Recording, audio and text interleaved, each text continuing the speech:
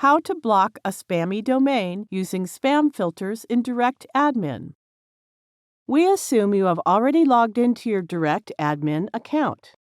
Now click Spam Filters icon. From this Email Filters interface, you can create a variety of filters for incoming email. You can block email messages from an entire domain whose random email users are sending you spam. Click to open the drop-down list of different options for blocking emails.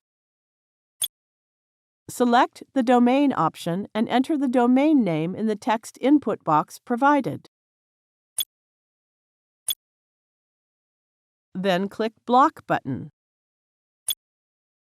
Email has been blocked from the entered domain.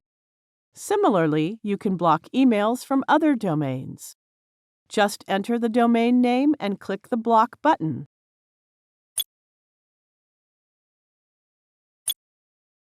All the blocked domains are listed here.